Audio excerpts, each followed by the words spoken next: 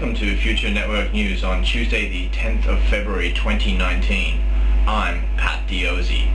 Our top story tonight, an explosion at the Wonthaggi desalination plant leaves much of Melbourne without water on one of the hottest days on record for February. We now go live to pictures from the site. Neither Unity Utility Company nor the police have yet released a statement ascribing a cause for the explosion, nor as yet are there any reports of any injuries.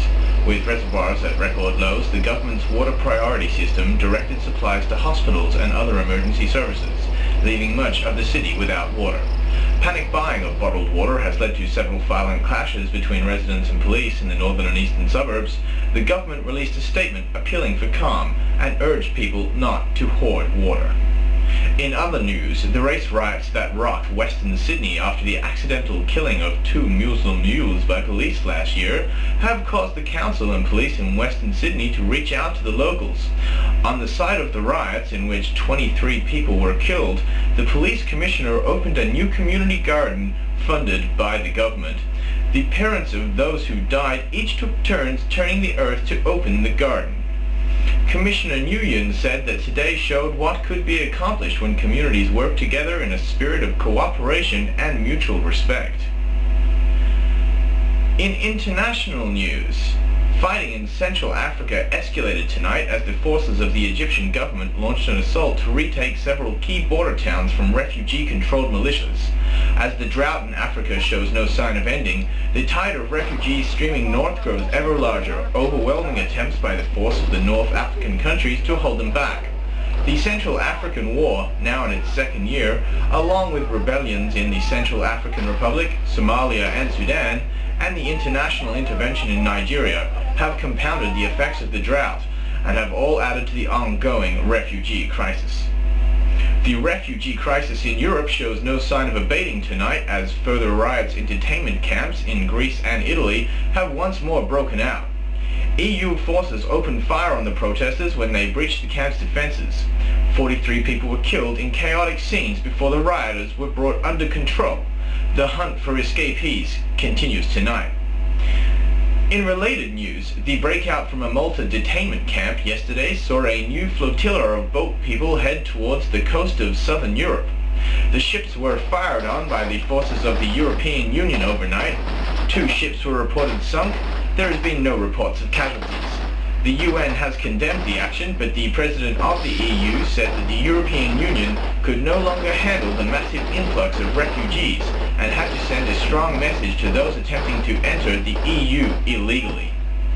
Australia has not had boat people arrive since a shoot-to-kill policy was implemented last month. In Auckland today, the Prime Minister of New Zealand, Graham Rodwell, and the Prime Minister of Tuvalu, Bikan Painu, signed an agreement today whereby the entire population of Tuvalu will be resettled in New Zealand.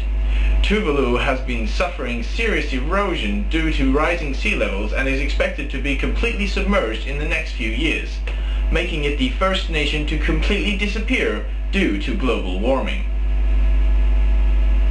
In sport tonight, the champion runner Ross Buckley became the 3rd sportsman this year to be banned from competition for breaking genetic modification rules.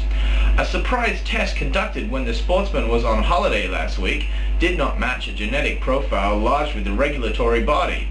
Buckley has declined to comment on his banning. Moving to finance, it was a bad day on the market for almost everyone but resources and metals today, as Saudi Arabia announced yet another decline this year in its overall oil production. In an interview in Riyadh with Egyptian television, the Saudi oil minister Abdul Aziz bin Fahd denied this was evidence of so-called peak oil, instead stating that projects in the development pipeline would raise overall oil production in the near future. The oil crisis has driven prices for crude to record highs. This has had a flow-on effect on the market, driving stocks down in global markets with the DAX and the S&P both down 2% today. The Dow closed 3.5% lower and the Nasdaq's technology stocks held off a little, held by strong earnings forecasts by Singularity Corporation, closing only 1% down. The Tokyo Exchange lost 3%, and finally the Shanghai Stock Exchange lost a massive 5% before the government-ordered trading closed. Now, to tomorrow's weather. Today set a record for February of 53.7 degrees at 2:15 p.m. The previous record was 53.2 in February 2015, and we will have more hot weather during the rest of the week, with the weather in Melbourne tomorrow coming in at a cool 46 degrees. We end tonight's broadcast with images of the new home of Santa Claus. With the final disappearance of the North Pole last year, Greenland has laid claim to be Santa's new home and have constructed a Christmas village for Santa to live in. Thanks for joining us at Future Network News.